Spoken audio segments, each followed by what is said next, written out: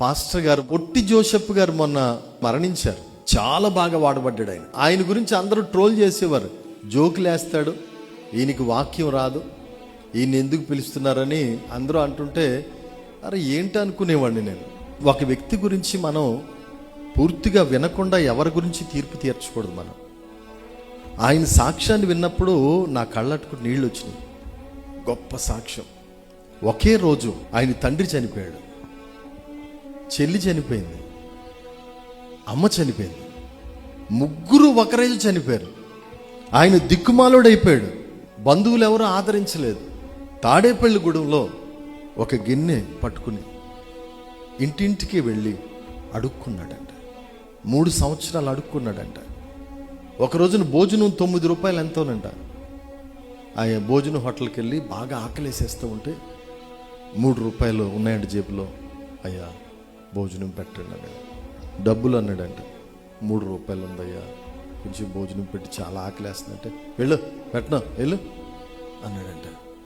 ఆకలితో అలాగే ఉండిపోయాడంట.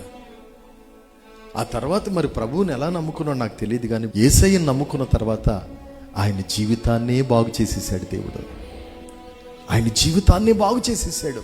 ఎంతమంది సేవకులు పిలిచారో, ఎన్ని స్టేజ్లు ఎక్కాడో, ఎంతమందిని ప్రభు తట్టుకు తిప్పేశాడో. మొదట నవ్విస్తాడంట, ఆఖరిలో ఏడిపిస్తాడంట.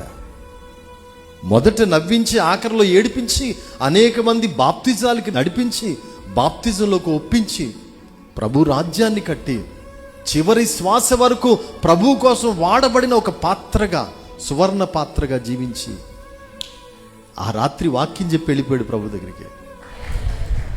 అలాంటి మరణం ఎవరికైనా వస్తుందండి? సభాష్, మంచి దైవజనుడు, మంచి పోరాటాన్ని పోరాడాడు. బిడ్డ, ఈరోజు నేను చెప్తున్నాను, నా దేవుడు పాడైన జీవితాలు బాగు చేస్తాడు, కుటుంబాలు బాగు చేసే దేవుడు, త్రాగుబోతుల్ని బాగు చేసే దేవుడు, వ్యభిచారుల్ని బాగు చేసే దేవుడు. ఇక మారడో ఈడింక మారడమ్మా, చచ్చిందాకా మారడమ్మా అన్న వారిని కూడా బాగు చేసిన దేవుడు నా దేవుడు. కానీ పాడైపోయిన స్థలములను బాగు చేయడమే కాదు, పాడైపోయిన జీవితాలు బాగు చేస్తాడు.